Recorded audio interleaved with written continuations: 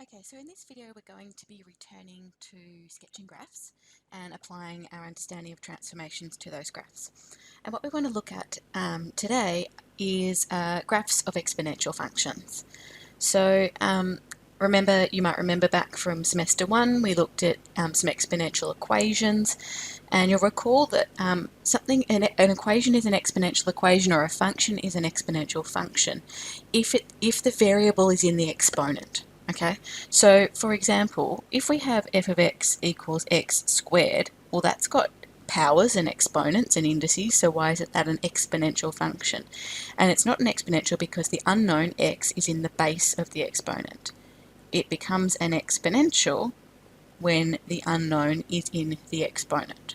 Okay, so an exponential function, something to the power of something involving x. Obviously we can have other things around that, so we can do things like, it could be 3 to the power of x, it could be then plus 5, which hopefully we recognize would be translating up by 5 if we think about the graph.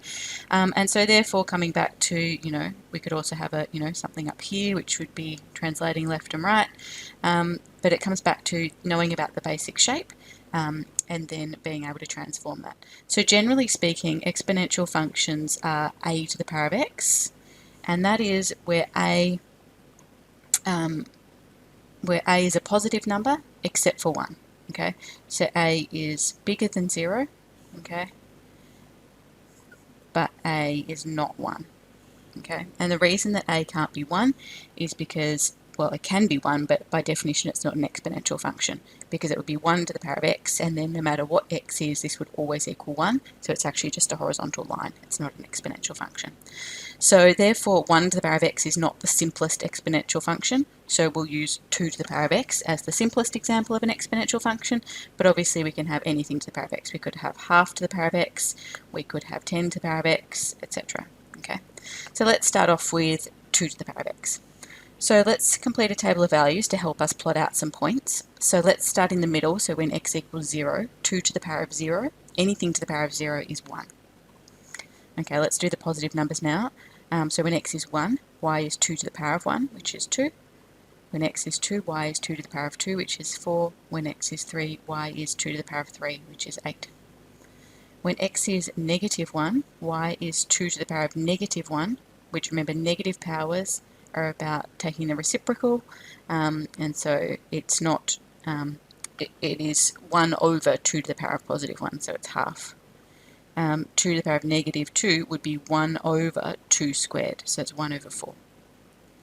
2 to the power of negative 3 would be 1 over 2 cubed, so that's 1 over 8. Okay, and so let's plot out some points. So when x is 0, y is 1. When x is 1, y is 2. When x is 2, y is 4. When x is 3, y is 8. When x is negative 1, y is 1 half, 1 quarter, 1 eighth, etc. So we can see that, similar to what happened with the truncus and the hyperbola, as we go towards negative infinity, the value of y is getting smaller and smaller and smaller and smaller, closer and closer and closer to 0. But again, it's not actually going to reach 0. So this is another example of a function which has an asymptote. And that will be an important feature when we sketch it.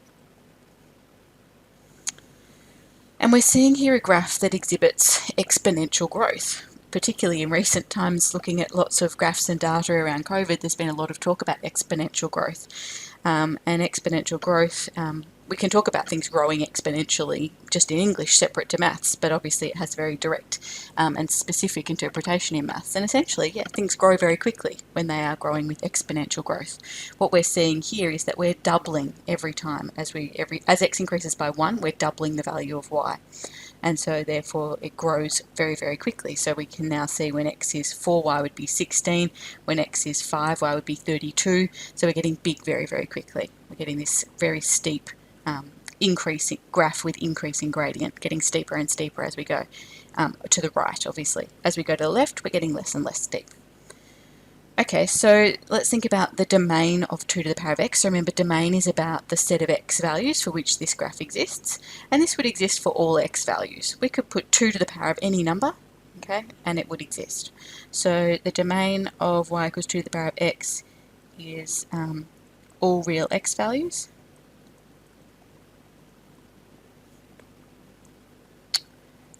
Now the range, remember the range is about the y values. Now it's not going to be all real y values because A, we can see we've got this asymptote, so the graph gets closer and closer and closer to y equals 0, but it never actually has a y point with a y coordinate of 0. It's also never going below the x-axis here. Okay, so the range of y is all positive y values.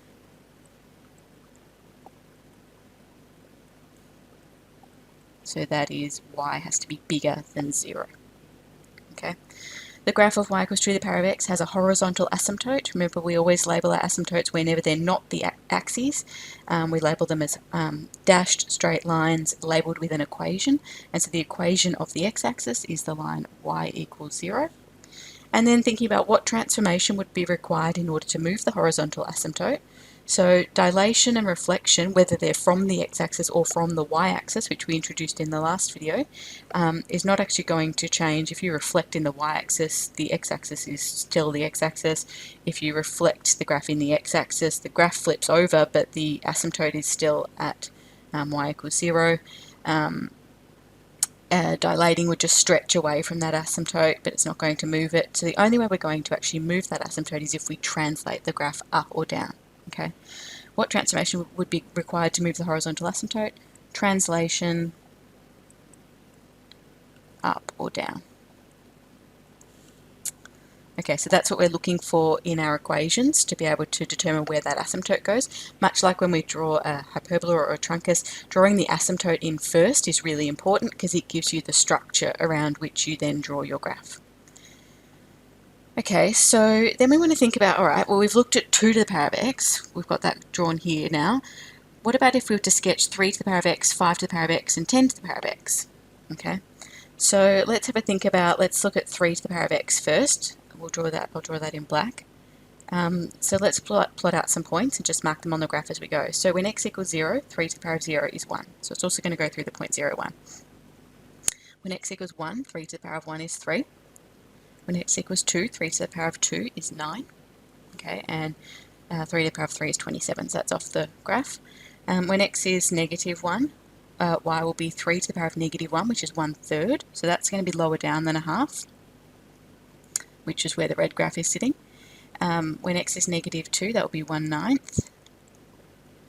1/27, etc. Okay, so the graph is going to be closer to the x-axis here, go through the same y-intercept, and then become steeper more quickly with the bigger base. Alright, let's have a think about 5 to the power of x. So again, when x equals 0, y will equal 0. When x equals 1, y will be 5. When x equals 2, y will be 25, so way off the scale. When x equals negative 1 will be 1/5, which is lower down than a third, 1/25, etc. So again, it's going to get crowded down here, but it's closer to the x-axis than both the red and the blue graphs, so it's below the graph here, goes through that same y-intercept, and then it's going to be steeper again. And we're going to see similar but more extreme again with 10 to the power of x. So 10 to the power of x, when x is 0, y is still 1, so they all go through the point 0, 1. When x is 1, y is 10. Okay, when x is 2, y is 100. Okay, so then when x is negative 1, y will be 1/10, 1/100th, etc.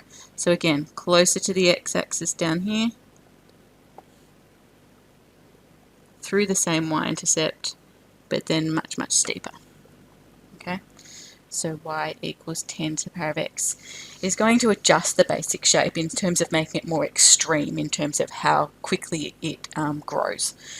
So the bigger the base, the quicker it's going to grow. The smaller the base, the less quick it will grow. So it's not a transformation. It's not a dilation. Well, it can be, but we don't tend to describe it that way. It's certainly not a dilation from an axis. It's not a dilation from the x-axis, because whilst up here it gets stretched away from the x-axis, down here it gets stretched towards the x-axis. Okay, so it's a different thing. So we can dilate graphs from these graphs from the x-axis. That's separate to changing the base. Okay, so just thinking about the larger the base, the more extreme or steep the exponential shape will be. Okay. What effect does changing the base of the exponential have on the graph? Let's say it changes the steepness. It makes it more steep when x is bigger than 0, but actually less steep when x is less than 0. Changes the steepness of the graph. Okay, but it's not strictly a dilation from an axis. What remains the same regardless of the base? The thing that didn't change was the y-intercept. Now that's not to say that all exponential graphs go through the point 0, 1, because we can do other transformations like translating this graph up or down, which would move where the y-intercept is. But if we're just looking at something to the power of x, they're all going to go through 0, 1. Okay, sketch a graph of y equals a to the power of x, where a is bigger than 0 and a can't be 1. Okay, so this is talking about the most general exponential graph. So we know all of these graphs, regardless of the base, have the same kind of shape, okay? Exponential growth, we know they all go through the point 0, 1. And then maybe to mark some key points, we know that when x equals 1, y would be a. And when x equals negative 1, y would be 1 on a. We could mark other points as well, but that just gives us a sense of what the graph is doing.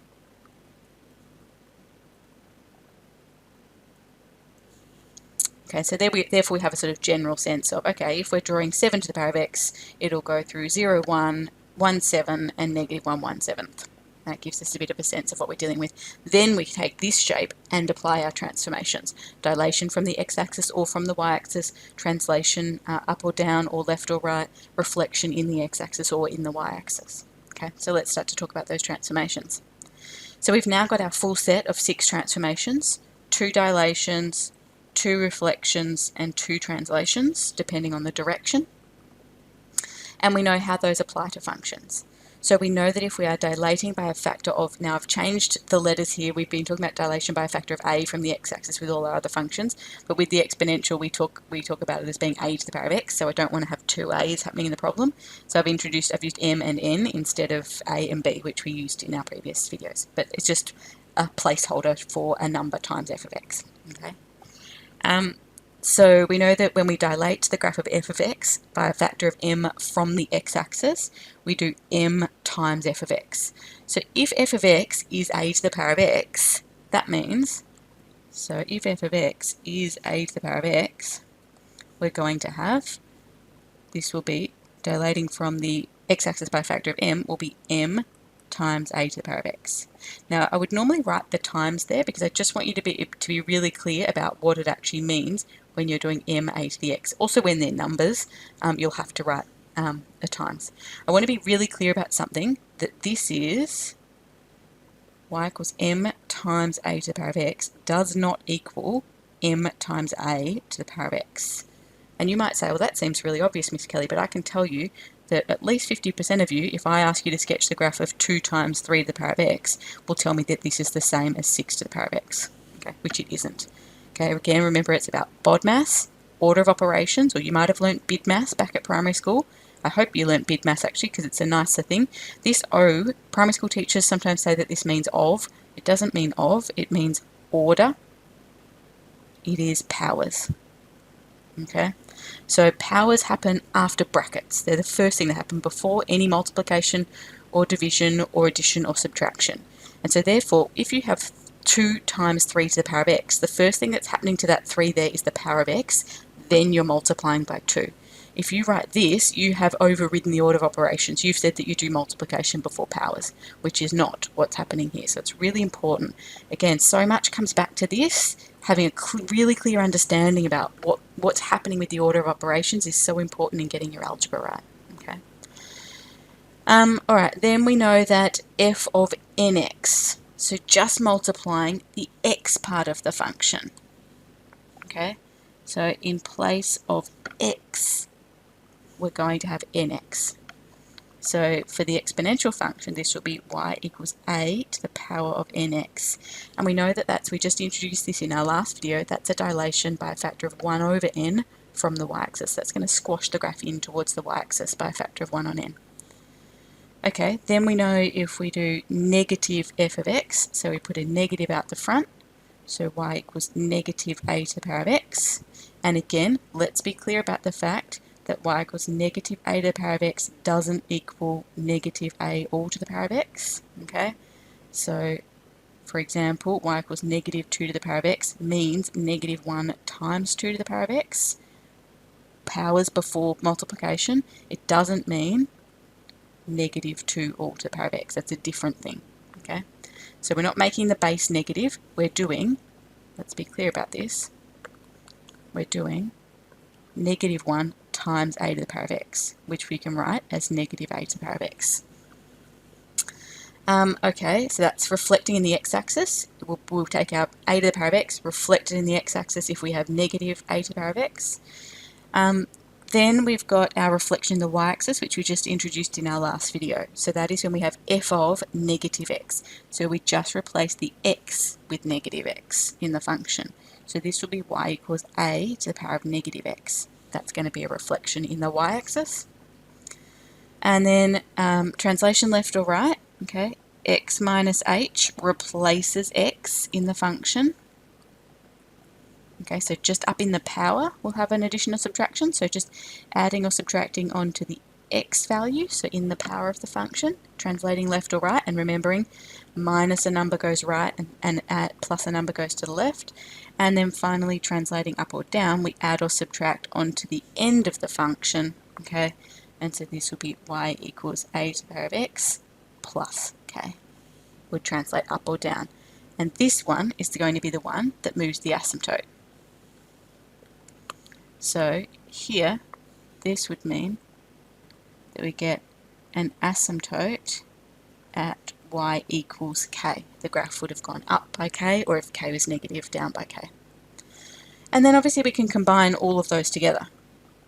Y equals m times a to the power of n times x minus h, or plus k. Now, it's really important, we won't give you anything too tricky in year 10, but when you're dealing with both dilation and reflection from the y-axis and translation left or right, it must be written in this way. So the n value needs to be factored out. So for example, if you had 2 to the power of 2x plus 6, we would write that as 2 to the power of 2 times x plus 3. So we can see dilation by half from the y-axis, then translation to the left by 3. Okay, so just be careful about that. But as I said, in year 10 we won't be trying to trip you up with the order of the transformations. We just want to get that sense of you understanding what's happening. Okay, so let's sketch graphs of each of the following. So what I want you to think about first of all is that the base is not important. Okay, the exponential shape looks like this. Okay, then the specific points on the graph will change depending on what the base is, but if you're not drawing more than one exponential graph on the same axis, it's not like you need to give that sense that this one's much steeper compared to this one. Okay, so you really just want to draw an exponential shape. So this is 5 to the power of x, an exponential graph. The negative out the front is going to be reflection in the x-axis. So that's negative 1 times 5 to the power of x. Okay, so we're going to take our exponential shape and reflect it in the x-axis. So the asymptote won't move. The asymptote is still going to be at y equals 0. Okay, but normally our exponentials go this way, so reflecting in the x-axis is going to go this way. Okay, and then we're going to have to put some points on our graph. Okay, so we could work out the y-intercept, although if we think about it, if we've just only reflected in the x-axis, it should just be here at 0, negative 1. But if we work it out, y-intercept, we let x equal 0, we get y equals negative 5 to the power of 0, that's negative 1. Okay. Doesn't cross the x-axis, so we don't need any x-intercepts. We need at least one other point, so minimum 2 points. Okay, so probably when x equals 1 might be a good point. When x equals 1, y is going to be negative 5 to the power of 1, and so that's negative 5. So try and get so if I've said this is negative 1, 2, 3, 4, 5, so try and, mark that point so that the scale is relatively accurate. So that's 1, negative 5. And there's my graph. Okay, sketch the graph of y equals 7 to the power of negative x. Okay, so this is essentially f of negative x. So if f of x is 7 to the power of x, f of negative x, which is just the basic exponential, f of negative x is 7 to the power of negative x. It's reflection in the y-axis. If we reflect that shape in the y-axis, it's going to go that way. Okay, asymptote hasn't changed. We're only reflecting. So asymptote will still be the x-axis. So this is reflection in the y-axis. So thinking about what that means for your shape, as I said, reflecting in the y-axis, we're going to go this way. Again, being careful about your asymptotic behaviour. We talked about that with hyperbolas and truncuses, so making sure your graph approaches the asymptote, doesn't touch it, doesn't veer away from it, doesn't become parallel to it. Okay, so really practicing trying to get that right. I've just been preparing my revision information for my Year 12 method students and reading through examiners' reports. It's something they've commented on frequently of late. I think I mentioned previously when I marked exams, I'm sure it was a hyperbola they were sketching. Probably a few years ago now, but they were very particular about that asymptotic behaviour. So work on getting these things right now. Similarly, how I always encourage you to mark your coordinates on graphs with coordinates. The VCAA in the exams, they always ask for graphs labelled with coordinates, and it's not correct if you don't label the points with coordinates. So just make it a habit now. Build that habit now. You won't even think about it down the track. There's plenty of other things to be worrying about then. Okay, so I've just automatically put my y-intercept on. All I did was reflect, so it won't have moved. You can check it, you can calculate your y-intercept, you can let x equal 0, 7 to the power of negative 0, which is just 7 to the power of 0, which is 1. And then we're going to need another point. So I could do when x equals 1, but that's going to be a fraction, so I might do when x is negative 1. But it doesn't matter, any point. You could do x is 10 billion if you want. You're going to have a bit of issue with your scale though, and it'll be a very, very small number. So when x is negative 1, y is 7 to the power of negative 1, sorry. So that is 7 to the power of positive 1, which is 7. Okay, so negative 1, 7. Okay. Now, I want to have a think about this one. So here we've got y equals negative 1/3 to the power of x. It's always much easier to think about your exponential graphs if you write the base as a whole number, okay? So if we think about 1/3, this is 3 to the power of negative 1. So what we actually have here, we know when we, so some index laws are required here, so referring back to work we did in, end of term 1, early term 2. So we multiply powers when they're applied one after the other like this. This is negative 3 to the power of negative x. Okay, so actually we've got two reflections here. We've got the reflection in the x-axis, which is that one, and then we've also got reflection in the y-axis. So if you think about normal exponential graph is this goes this way, reflected in the x-axis goes this way, reflect that in the x-axis is going to go this way. So we're going to be looking at that kind of shape. So I'll talk about this in a minute, but that's one of the first things I want you to identify whenever you're looking at a graph, an exponential graph. Reflections, so which direction, what shape am I dealing with, okay? So we're going to be going this way. We're going to have our y-intercept at negative 1 again. Again, we can check that. Y-intercept, y equals, you can even go right back to the beginning if you want, negative 1/3 to the power of 0, anything to the power of 0 is 1. So it's negative 1. And then again, I could do when x equals 1, but I can see that that will give me a y value that's a fraction. So maybe I do when x is negative 1. I get y equals, now again you can go back to the beginning if you want, 1/3 to the power of negative 1, which is 3 over 1 to the power of positive 1, and so that's negative 3. Right, so again, think a bit about scale. So that's about the right point there, negative 1, negative 3.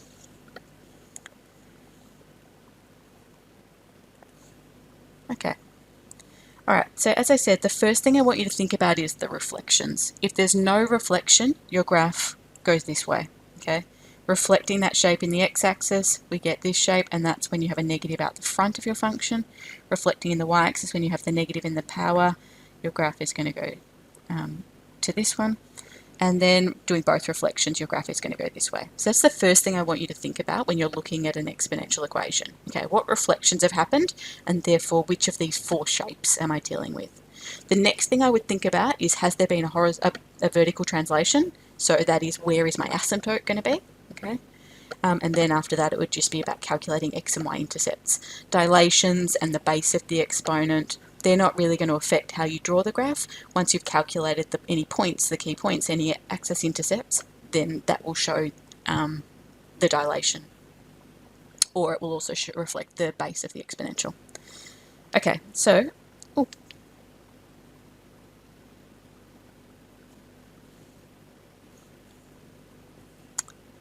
Okay, so we're looking at the graph of y equals negative 3 to the power of x plus 9. Okay, so the exponential, the basic exponential is 3 to the power of x. Fine, that doesn't change anything. It's still, it's still this kind of shape, okay? So that doesn't, the 3 here doesn't really matter, okay? So the reflection in the x-axis is that negative out the front, okay? And so that means that our shape is going to be an exponential that goes this way, okay? And then we also have translation up by 9. And so that means that our asymptote is going to go from being at y equals 0 to being up at y equals 9. So we've got this kind of shape with its asymptote at y equals 9. So thinking a bit about how you're going to draw that. So we're going to need an asymptote up quite high, but the asymptote can be at the top of the graph because the whole graph is going to sit below it.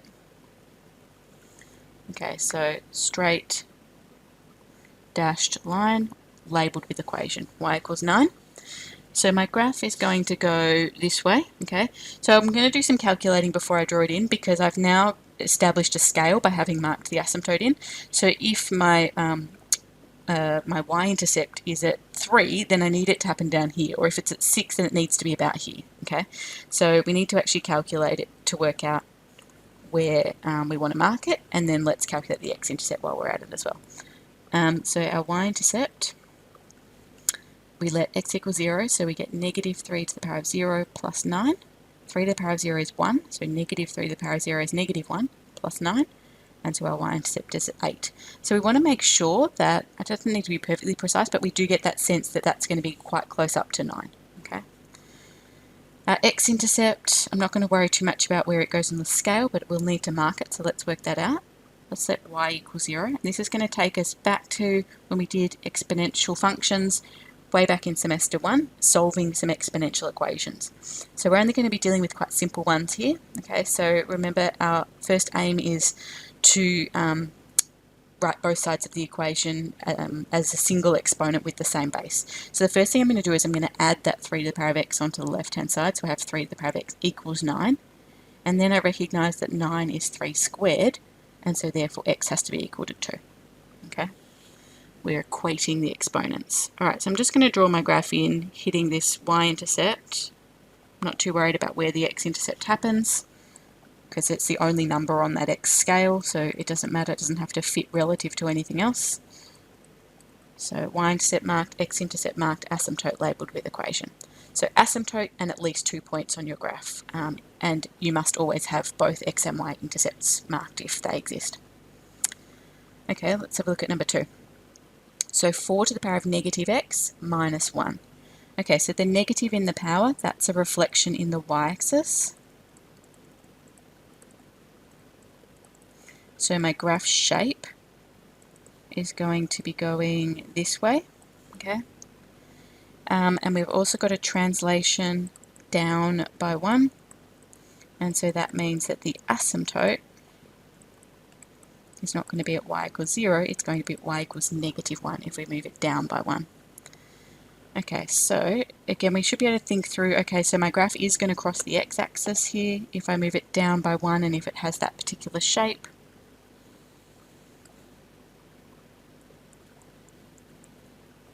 Sorry, got a bit crooked there. Let's try again. Okay, so y equals negative 1. Okay, let's find our y-intercept. So the y-intercept, let x equals 0, 4 to the power of 0 minus 1, so that's 1 minus 1, so y-intercept will be at 0, which means that will also be the x-intercept, goes through the origin. So therefore we need another point. So we could sub in when x equals 1, but I know that's going to be a fraction down here because of the shape I'm dealing with, so I might put when x equals negative 1. We would have y equals 4 to the power of negative 1, so that's just 4 to the power of 1, take away 1, so 4 minus 1 is 3.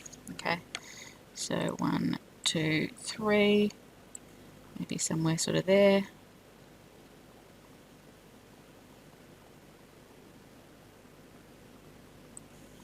Okay, so negative 1, 3, origin, don't technically need to label with coordinates, but may as well. So at least 2 points and the asymptote. Okay, and question 3. Y equals 3 to the power of x minus 2 plus 4. Okay, so here we've got two translations.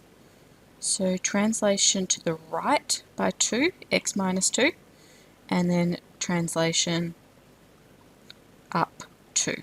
So the up 2 means that the asymptote is going to go from being at y equals 0 to being at y equals 2. There's no reflections here, so our shape is the standard exponential shape. Okay. So y equals 2 with that shape, it's definitely not going to cross the x-axis. So we're not even going to try to find x-intercepts. But it will always cross the y-axis, so let's find the y-intercept. Y equals 3 to the power of 0 minus 2 plus 4. So that's 3 to the negative 2 plus 4. Power of negative 2 means 1 on 3 squared. So that's 1 on 9 plus 4. So 4 and 1 ninth. 4 is 36 ninths, so that's 37 ninths. Okay, so, sorry, why is that y equals 2? My apologies. So it's y equals 4 is the asymptote. I was thinking that y-intercept is a long way away from it. And so the y-intercept is going to be very, very close to the to the asymptote. Okay, so obviously you won't get it perfect, the scale perfectly right here, but you just want to certainly want to give that sense that it's very, very, very close to the asymptote. Okay, so let's try that again.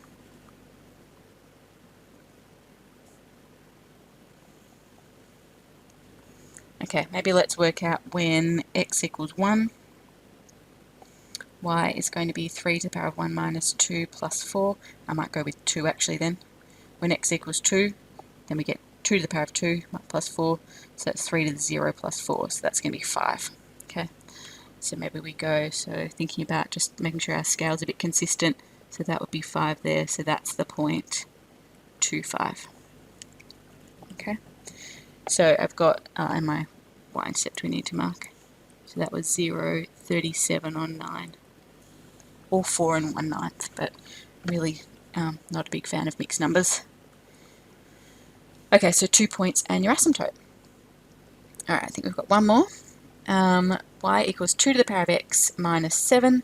Okay, so I've put this in, but we haven't actually covered this yet, but we'll come back to it. Okay, so no reflections. Okay, so shape is going to be still going this way, just down by 7. Okay, so that means that our asymptote is going to be at y equals negative 7. And so let's draw in our graph. Oops, asymptote needs to be down there.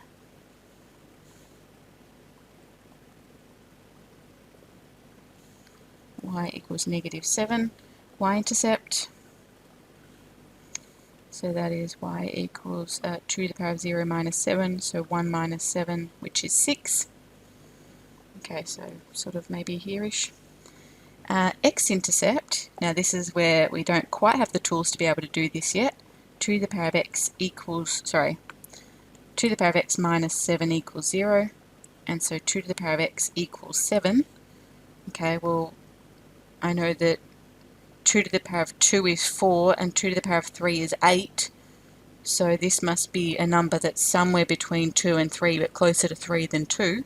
Okay, but it's not going to be a whole number. Alright, so we actually don't have the tools yet. In our next topic, in fact, we're going to be introducing logarithms, which is what we would need to be able to find where this x-intercept is. Okay, so we actually don't have the tools to be able to find that yet, so I'm okay with that. If you want to use your CAS to solve these, I hope they haven't set you too many along this line. So if we solve 2 to the power of x minus 7 equals 0 for x, control enter, we find that it's about 2.8. Okay, but again, don't give a rounded value unless the question asks you to. But for now, until we develop the tools we need to next in our next topic, we won't label that point.